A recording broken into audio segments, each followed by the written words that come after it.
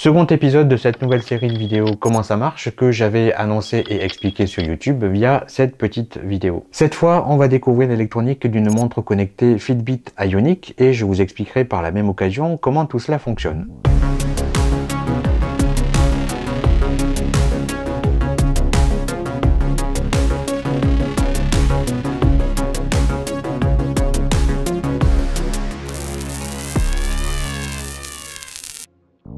Ce modèle de montre Fitbit m'a été envoyé par Félix, qui est un Français qui réside à Whitehorse, dans le magnifique territoire du Yukon au Canada. Et d'ailleurs, au vu de la proximité avec l'Alaska, je pense qu'en ce moment, là on est en novembre, il ne doit pas faire très chaud. Et en termes de complexité, j'ai évalué ce produit à un niveau 2 sur 5, donc c'est parti pour une analyse technique de 4 minutes. Voici donc cette montre Fitbit Ionic sans son bracelet qui date de 2018 et qui dispose d'énormément de fonctionnalités. Celle-ci n'est plus opérationnelle car la batterie ne se recharge plus. Je passe très rapidement sur l'ouverture du boîtier qui n'a pas pu être faite autrement qu'à l'aide d'un Dremel puisque tout est complètement scellé pour des raisons d'étanchéité, elle est waterproof jusqu'à 50 mètres. Ce que je soulève là est l'antenne NFC et ici l'écran tactile LCD multipoint de 348 par 250 pixels, on va d'ailleurs commencer l'analyse par lui. C'est à travers cette nappe flexible qu'est gérée et alimentée la dalle LCD, et c'est par celle-ci que transitent tous les signaux de la cellule tactile qui intègre son propre contrôleur ici. C'est un circuit intégré avec ses condensateurs de découplage autour de lui en charge de gérer tous les événements tactiles au service du CPU de la montre.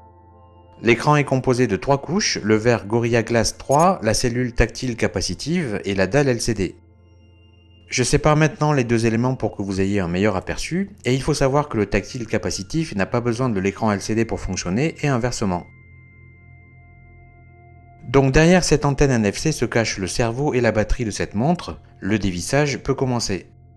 Voici la carte mère et une fois retirée, c'est la batterie qui est rendue accessible. Je continue la progression en retirant cette fois la batterie. Et derrière la batterie se trouve ensuite la connectique et le circuit du capteur SPO2. Vous l'aurez compris, je vide d'abord tout le boîtier et ensuite on passera tout ça au crible.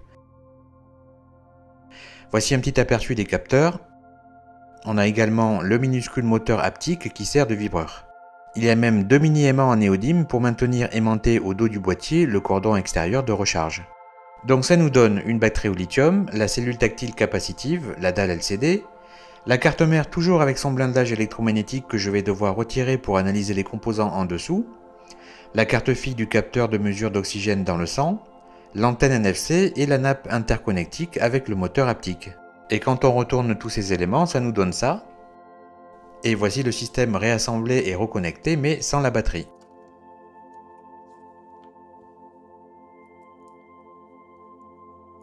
Justement, petit coup d'œil à la batterie rechargeable lithium-ion, elle délivre donc 3,8 volts pour 195 mAh et sa surface est de 6 cm². Passons sur les capteurs, et c'est donc la technique optique de la photoplétismographie qui est employée pour détecter les variations du volume sanguin microvasculaire dans les tissus. La LED ici va servir de source polychromatique et émettre de la lumière rouge et infrarouge que la peau va en partie diffuser, absorber et réfléchir. Les 3 capteurs CMOS recevront une certaine quantité de cette lumière réfléchie.